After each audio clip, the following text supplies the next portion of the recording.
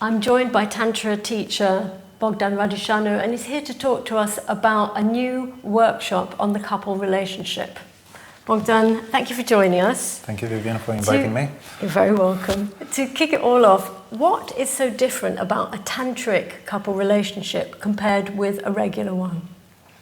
I would say a tantric relationship would have as core values some of the tantric principles. We'll discuss a bit more during the podcast.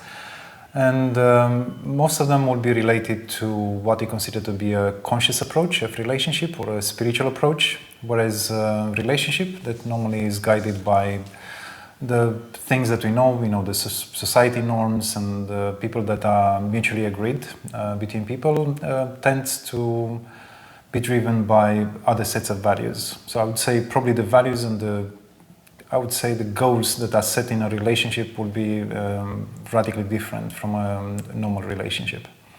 Can you introduce us to a few elements that are the mainstay of a tantric couple relationship? Sure. I would say, first of all, in a tantric relationship, the notion of love plays a very important role.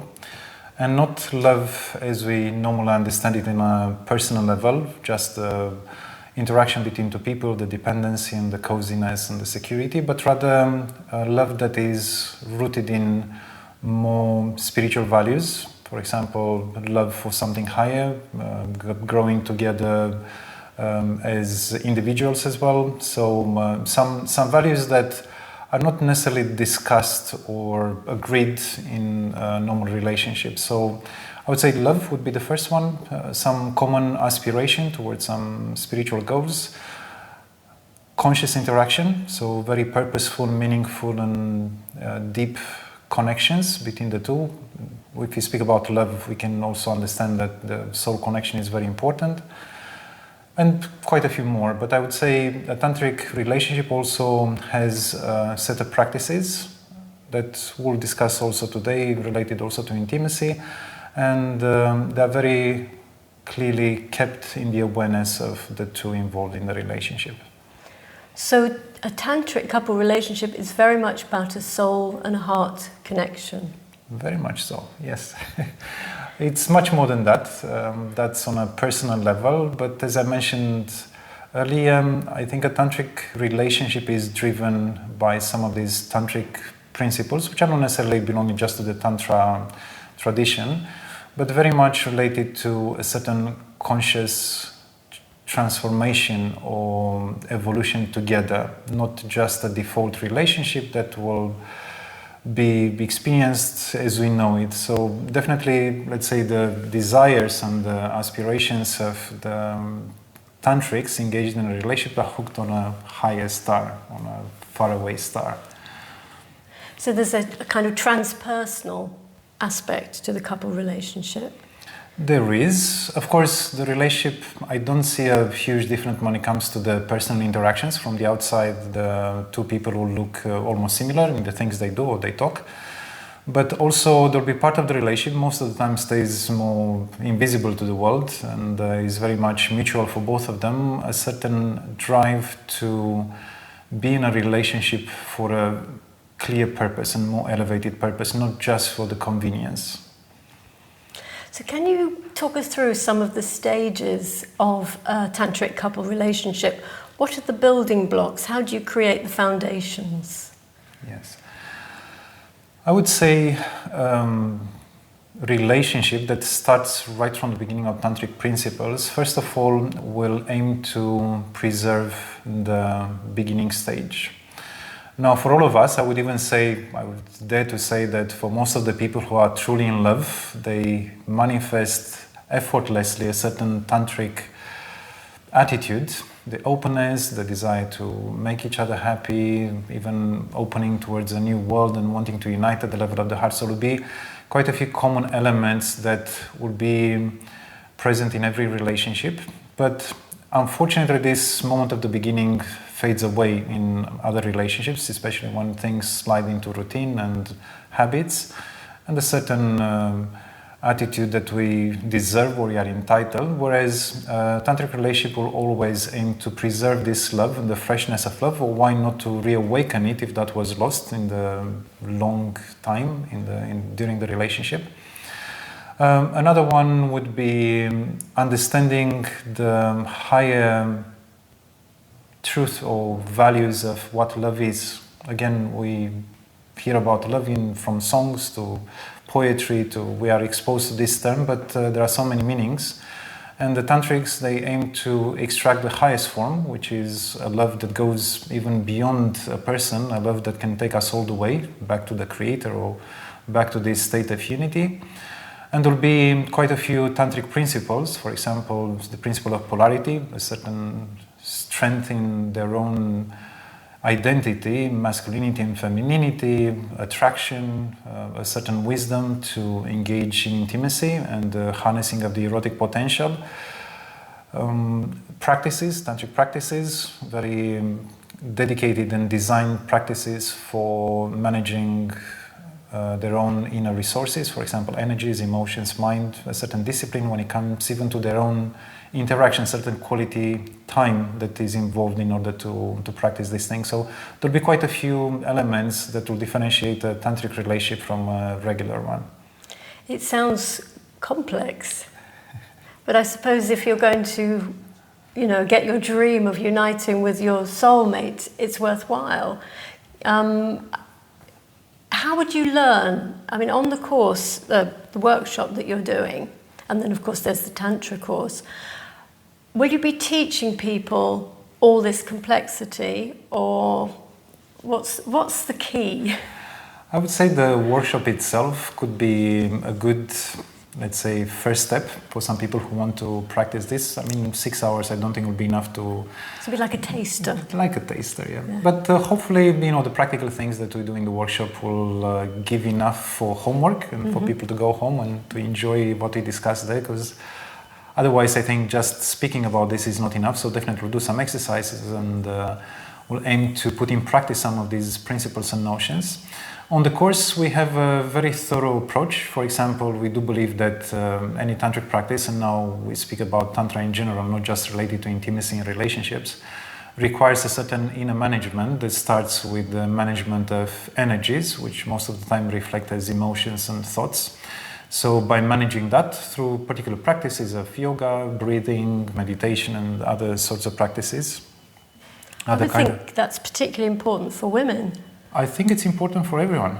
It's important for everyone. I think all of us in this society, which is quite agitated, and we have so much stimuli exciting our minds and even our bodies, and the things we do, the food that we eat, everything is overstimulating. And I think in order to find the oasis for love and intimacy and to have good quality time together, we should also learn how to, I wouldn't say to shield from all these things, but rather to integrate them and to manage them wisely in our lives. For example, how much fun is too much fun? So, if, for example, our relationship counts and it's important for us, we want to have some quality time, then probably it would be a bit unwise to get to the pub and stay there until 3 o'clock in the morning and to be completely tired next day. So again, there will be a few choices that as a tantric relationship would make in order to maximize the efficiency, the beauty, the intimacy of the time together.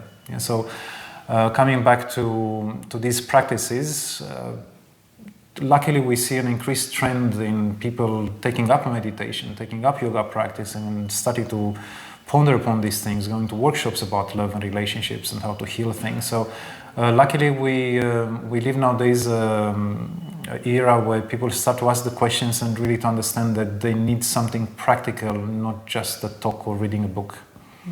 So where do you start then? Do you start with finding a partner? Is that the first step? Now, of course, because the topic is a tantric couple relationship, you'd start with a partner. I would say the best way to start is to make sure that the person that you start is on the same page, and they don't shy away at least to experiment some new things, for example, conscious touch, or maybe a tantric massage, or maybe when they get to the intimacy part, to experience something new, maybe more heartful and mindful, and something that goes beyond the instinctual approach. So I would say, yes, a suitable partner is important. I would even emphasize here, men, in order to practice Tantra, needs to have a very understanding and patient lover, because otherwise it's quite impossible. If the woman is quite impulsive and she doesn't care, then the man, especially when it comes to the control of the erotic potential, will be almost impossible. So definitely there needs to be a certain mutual understanding and communion, and certain set of desires, aspirations to have in common. So that would be a good start. And then of course the training, as I said, the training is important, and that doesn't resume just to the bed, in the bedroom or all the other places, but I'd say it's an attitude. There are many things to learn, of becoming more human, first of all, to becoming more loving, more connected. But when it comes to intimacy, there are so many, let's say, secrets hidden in the plain sight. They've been revealed from Kama Sutra back in time all the way to the modern age. So there are so many things that people can do to get closer together and to give each other pleasure and to make each other happy. One of the most beautiful statements in Tantra is that the happiness of a true tantric practitioner is to make his or her lover the happiest. So how do we make the other one happy? And then of course the question is, what is happiness? So it becomes a little bit complex. So there is a lot to learn about ourselves, and luckily the relationship becomes this engine of evolution. So if the two put the right awareness and effort and love into the relationship itself becomes like a guiding, I don't know how to call it, beam, like a guiding star for both of them. Yeah. So quite a big attitude change, really. So you're not in it for what you can get out of it or what your insecurities are demanding. You're there to give to the other, to give pleasure, to give happiness, to give love. And that requires maybe quite a lot of daring, openness, courage. It does. There are many things that want to stay the same inside. There is one little part of us, our personality, call it ego, however you want to call it, that persona that was built over years to be in a certain way, to believe in certain schemes, and some of it needs to be left behind. For example, to love in general, not just in a tantric relationship, to love requires a lot of courage. To love means to step in someone else's unknown, to accept that your life now is opened and is like an open book to be read by someone else. Of course, it requires a great deal of courage to do it properly, to really commit to it and to give into it. Now, the Tantrics take it one step further, so they don't make it just for one for the other, for each other, but rather they also engage this love and even the whole interaction, the energies that they have between them, towards a higher purpose. So love can become a purpose in the moment when it's understood in its highest form, in its spiritual essence. So there's quite a lot of seriousness in a way. It seems. And maturity? I would say so, because I personally discovered that just wanting to have an adventure or to just go for some tantric experience is not necessarily good enough. Even if you do things by the book and maybe you try to do it technically, without the aspect of this more intimate part of the soul, which I call it love, which I call it openness, commitment, a certain commitment of the heart, not necessarily that you need to propose in order to be a tantric lovers, but rather a certain commitment that whatever is there is beautiful, worthwhile, and worth investing in. So in this respect, yes, it's quite committed and serious. On the other hand, there is an aspect of love and spiritual friendships that frees us from many other limitations that we give in during our lives. So I would say on one side is serious and disciplined, on the other side gives us much more freedom than we ever had in the past. Thinking about relationships, what do men really want from a relationship? In general. Now, how shall I answer? Because I'm not known for the most romantic nature. I would say men and women want a relationship to feel safe, to be fulfilled, to be able to love. Now, unfortunately, time and again, and I saw it in myself, there is a tendency for men to get a bit too cozy too quickly in relationships and to take things for granted. Also, there's so much spoken about toxic masculinity nowadays in the media and in the world. And there is a certain laziness when it comes to continue to take care of the relationship, not just to rely on the beautiful beginning and the fact that someone is there just as a given. So unfortunately, the men want it easy and they want it quick, pleasant, and if they could do it without effort, that would be the easiest. Now, of course, each of us, we want something much deeper, companionship and connection of love and a certain security at a deeper level. So, yeah, depends who you ask. A romantic man probably will say that they want the opportunity to express the love and beauty and the adoration for the womankind. So I'm sure there is a huge range of answers when it comes to this. I don't think I can speak on behalf of all the men on the planet.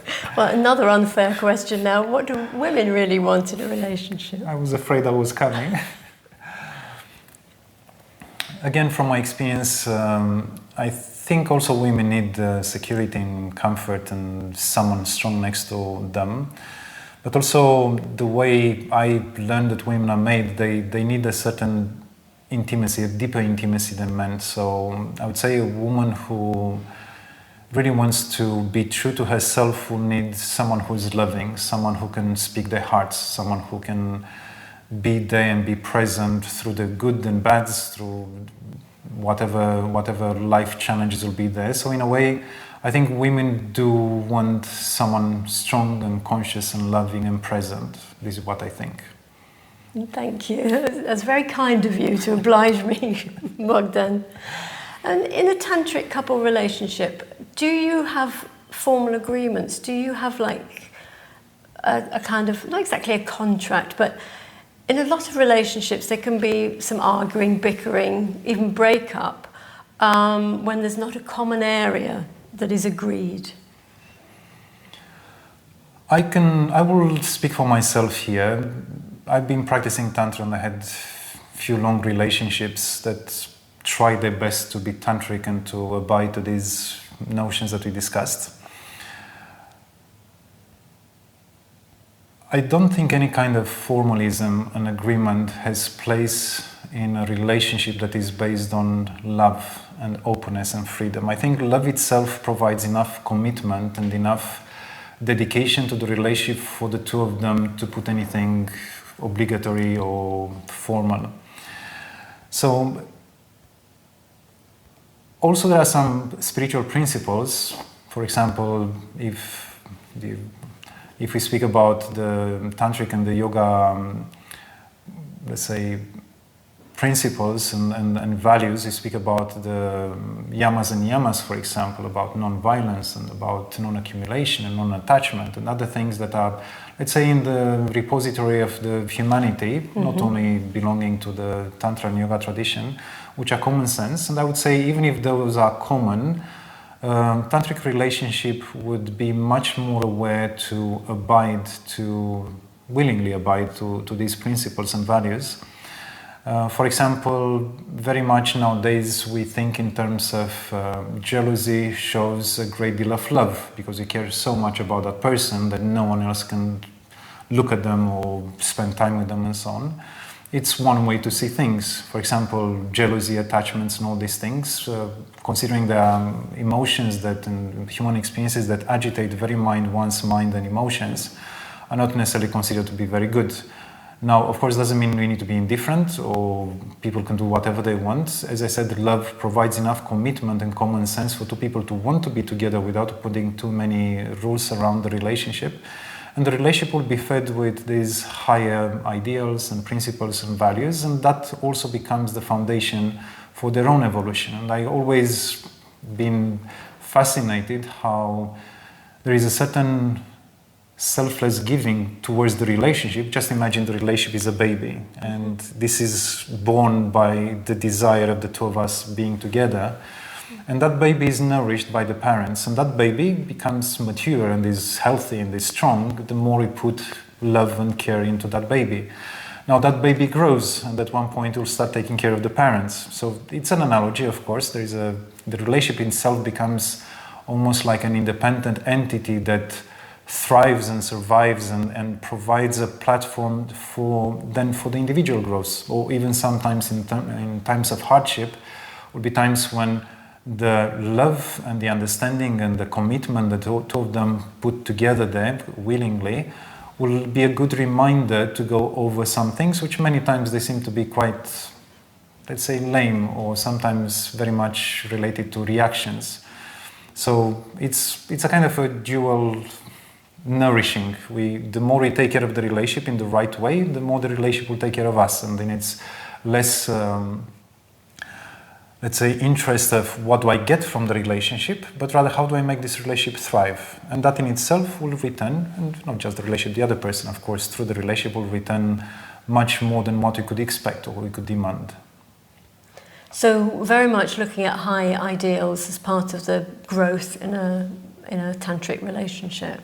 It is, and these ideals sometimes they very much find a screaming voice in my head, that of the ego that doesn't like some things, that of course needs to be put in perspective with the values and principles, because of course all of us are human and have reactions, but again, what do we do to fulfill something that we willingly made a promise towards, which is the relationship, the love with the other person, the happiness that we want to have together. So then from this perspective there is a constant inner work where you put in perspective constantly your inner reactions or your desires or your instincts with values that overcome this instinctual nature that we all have inside. And getting rid of preconceived ideas, perhaps things that you saw or read when you're in impressionable age about what a relationship should be. Yeah, also we suffer from very poor education, both about intimacy, which is extremely poor, but also about relationships. Many times we see a relationship example in our parents. You're very lucky in the small percentage of the population if that worked out 100% wonderful and flawless. Not many people are that lucky. And then again, what we are subjected to in society, for example, when it comes to intimacy, is the pornography, which is a very, very poor representation of intimacy. I would say non-intimacy and complete lack of love and connection. And about relationships, many things that other people tell us. You know, it's our friends, they should be like this or like this. Many times we tend to lean and to hear too many voices instead of really taking care of our own relationship. Because there is a desire to conform, to be liked. Yeah, it's part of us and it's part of society. It's not necessarily something bad. Mm-hmm. It's again, in any spiritual growth, there is a point where you start to ask yourself, is this something I want and I desire, or I want to become, or is the social norms, is the pressure, the peer pressure from society? So this question should be regardless of us being in a relationship or not, but even more so in relationships where many people have as many opinions, and then we need to be discerning to see exactly what is applicable for our relationship. Also, it's good to choose our friends wisely. Yes. Now let's talk a little bit more in detail about the difference between sex and eros and the erotic potential. Yeah, so from the tantric perspective, sexuality in the instinctual way, it's a very functional thing. It's used for procreation. And because normally all of us as human beings who have an excess of sexuality, because we use it outside of the procreation purposes, then the tantrics looked and asked, okay, what this can be used for outside the scope of procreation. And Tantra looked at it and decided and discovered that it's a very valuable potential, it's a very valuable resource of fuel that can be engaged in many other processes in our being. For example, spiritual purposes, willpower, love, intuition, artistic purposes, and so on. So what the Tantrics discovered is that this sexual energy that is very instinctual and has a very specific purpose can be changed in what you just mentioned in eros, in a more elevated energy, even a more elevated attitude towards intimacy. And that in itself becomes like a very precious fuel for a journey upwards. Normally when I teach, I give this example with a rocket having two massive engines, you know, those takeoff engines, and one is sexuality, with this very raw sexual potential, and the other one is the vitality. And both of them, they're used for the rocket to take off and to go very, very fast towards the sky. So when we speak about this term alchemy or tantric alchemy, or some people call it sublimation, transforming something into something else, the tantrics found practical tools to extract this from this raw material, the more refined fuel that will allow our rocket to rise. When it comes to love relationships, would be the intimacy, the love, the spiritual transformation and growth, the expansion of the consciousness, unity in God or the Creator, whatever they decide to pursue. And what experience does the man and the tantric couple, the man and the woman, have of that energy? What kind of experience can each of them imagine having? Now, if we think of what is the biggest drive in any kind of intimate interaction, probably we could all agree that is the orgasm. Yeah, it's the highest form of intensity of pleasure and a certain bliss that appears with it. Now, probably not by chance, I would say, the women are wired very differently from men. You could easily hear about multi-orgasmic women. Women can make love for maybe 2-3 hours, can have 20, 30, 40, 50 orgasms, or 10 minutes orgasm, or 15 minutes orgasm, 30 seconds orgasm. So it seems that women can easily have access to some states, many times going beyond, far beyond the personality and the individuality, and even sometimes going in these cathartic things, in healing and so on. So in my experience also, I've seen this happening many times. Whereas the men seems to be quite limited to that simple equation, orgasm equals ejaculation, or ejaculation follows the orgasm straight away. So one of the myths that we bust in Tantra is the fact that, and it's out of practice and comes out of this research that the Tantrics did probably thousands of years ago for the first time, that this amazing experience, which is the orgasm, which has a spiritual quality in itself, is not limited by ejaculation, shouldn't be limited by ejaculation. By the opposite, can be extracted, can be experienced without paying the price of ejaculation. All the men know after ejaculation, the energies go down very quickly. Is the cliche end of the scene in the Hollywood movie when the man turns around or reaches for a cigarette is even a sign of disconnection or a certain sign of rejection sometimes. So as opposed to this, the Tantrics suggest the opposite, where the man also learns how to harness this erotic potential and transform in this higher rising form of energy, which leads to more connection, more love. And of course, the men as the women have these multiple orgasmic capacities. And talking about this orgasm, in the moment when it is repeated and when this energy is brought to a highest, then is one thing that remains behind, which is our sense of limitation and personality, and the mind remains quiet. And that's why it's so easy to experience those states of bliss and unity exactly in those moments of the orgasm. Of course, they can happen much sooner than that, in the moment when people start to interact intimately. It's possible, but also why not having the highest form of intensity and this interaction in unity rather than separation. And at that moment, each person will feel that the other is the whole world. Yes, hopefully even before that.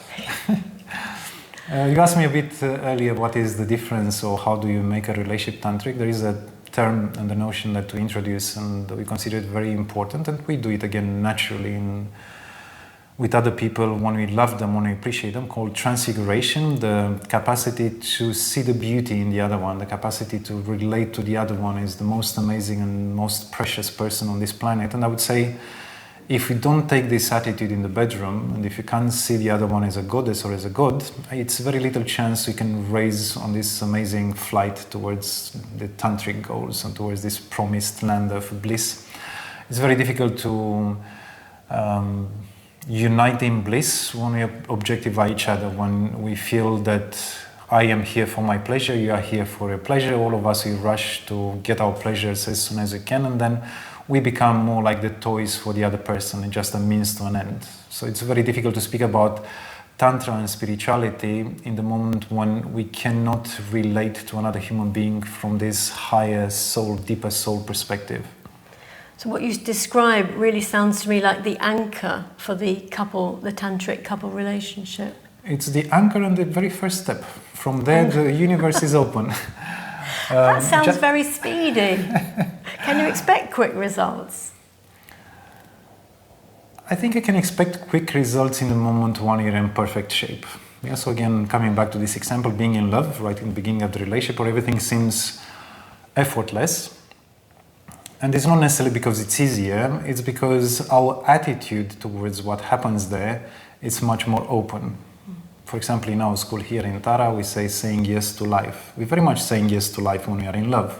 We're very much willing to know the other one, to experience something new, to please the other one, to be in our best shape, to impress or to give them the best of our heart and so on. So it's, even if it's an effort, it's never perceived as an effort. It's a natural extension of the love or in love feeling that we have for the other person. Now, when we close the tap to that energy of giving and being in love, then things become gruesome and become hard. Things, we make efforts. So now she says something and I feel offended. Now what matters more is the in love feeling or loving this person or my own reaction? And it's a choice. Now if we take the choice of reacting, then it's hard. Then it's a lot of bickering and trying to convince each other who's right and who's wrong, forgetting there is something else that binds us together. Is the promise to the love that we can give and we offer for the other one. And it's I would say for our own personality and individuality is the worst deal possible, because that means to invest something without the reassurance of return.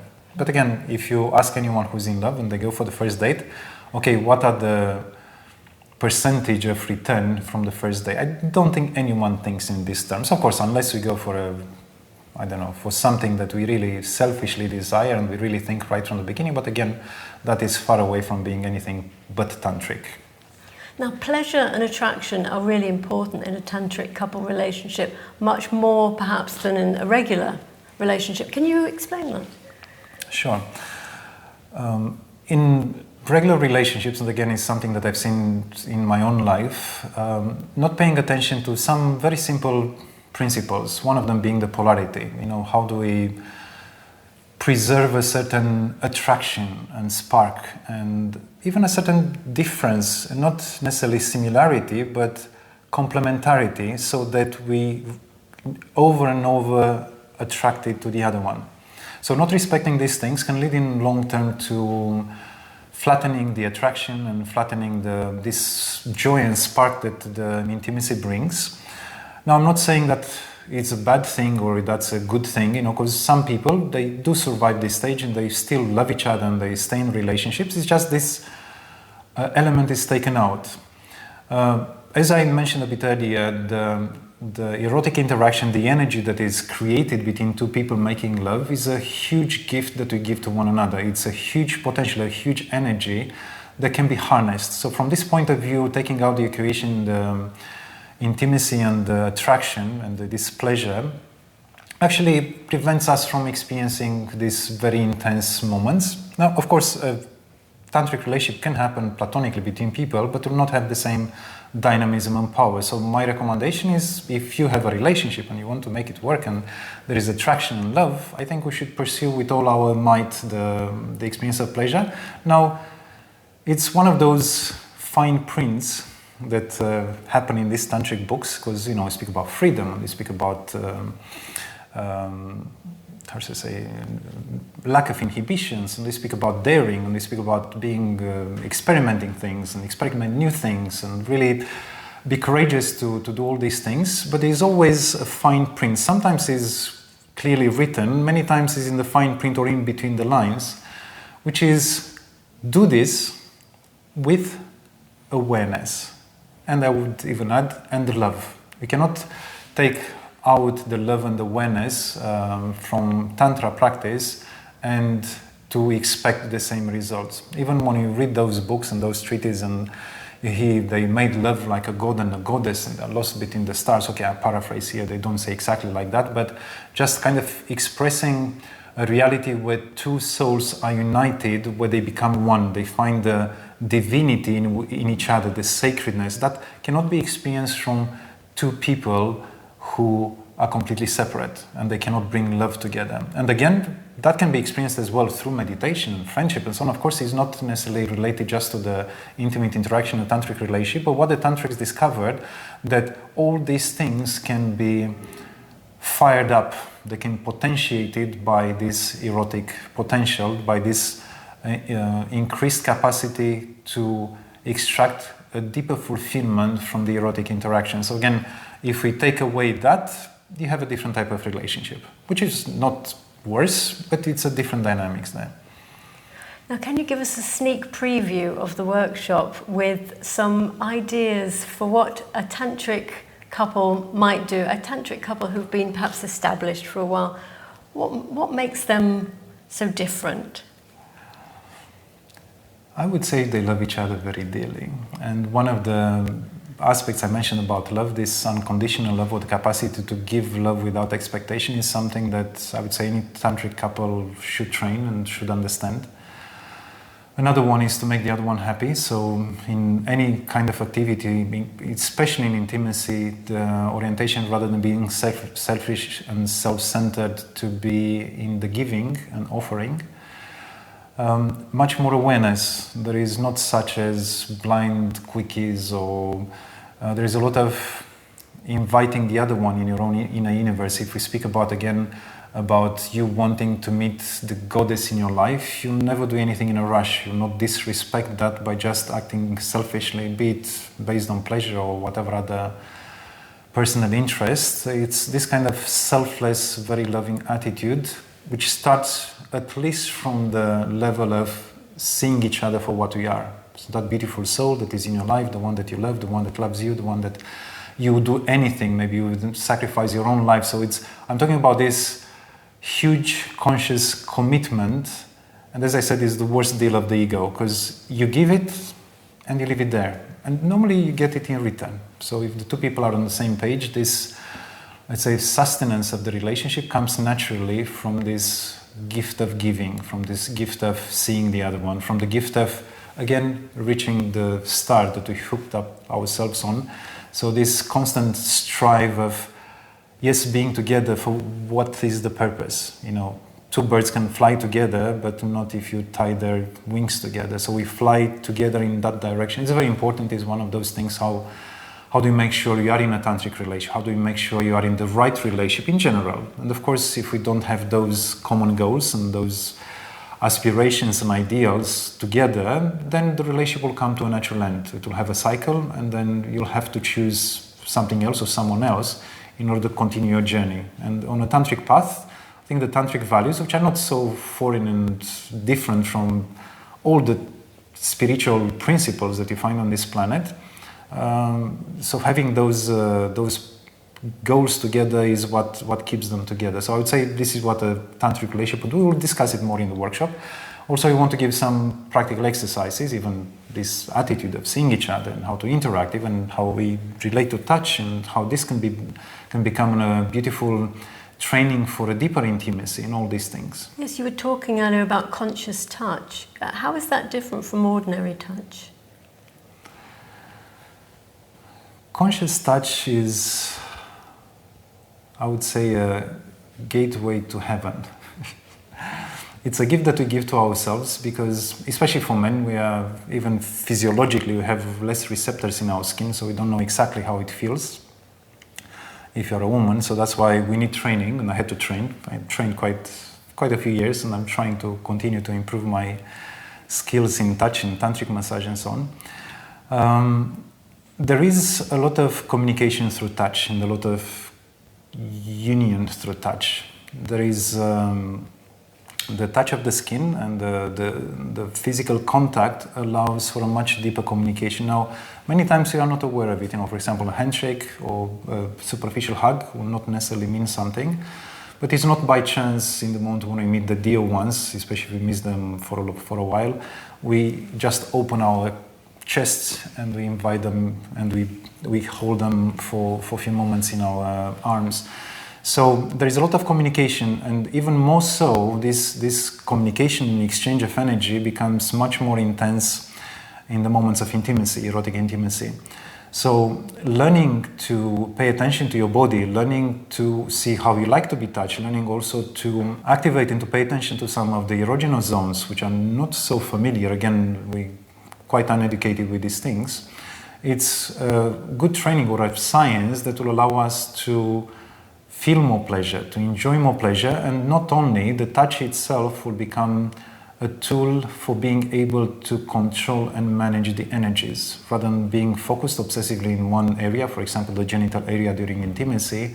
We can expand the awareness of touch in the whole body, and as we always say in the Tantra, energy follows consciousness. Being more aware in many other parts of the body will take away some of this instinctual, obsessive focus on just the sexual pleasure, and will make that experience, what we call it erotic, much more elevated. And probably heard about the term full body orgasm. That's possible in the moment when you are aware of the entire body, and we make our body more sensitive and more open to touch in different ways, not just in a superficial way. So if people do not opt for a tantric relationship, what are they missing out? I don't think they miss out anything, because I don't think you can miss something out if you don't know about it.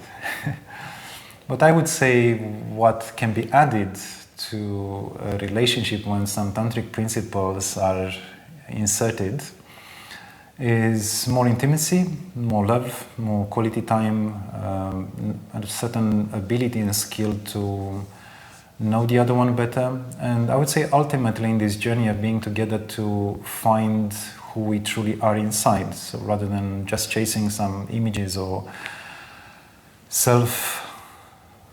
imposed figures or ideals about ourselves, we start to be real and to be genuine. I would say a certain naturalness and openness that both of them can learn together.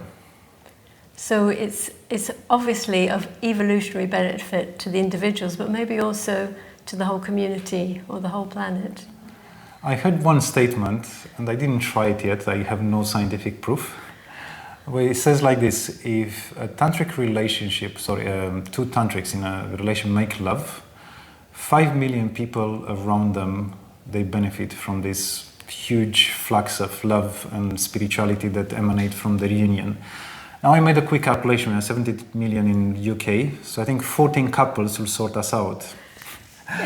But I think we shouldn't rely and be lazy and to kind of think that just those 14 couples should take care of the well-being of UK population, but rather I think we have a duty towards our soul, and I think a duty towards love, to make sure that it's driven by the right intention, by the right feelings, by the most beautiful and most elevated love and affection for the other one. So it's a lot to learn. Bogdan, thank you very much, and good luck with the workshop. Thank you, and we'll wait for you in the workshop. Thank you for watching. At Tara, our mission is to make genuine spiritual knowledge available for all those who aspire for spiritual development and transformation. If you enjoyed this discussion, please like this video and subscribe to our YouTube channel.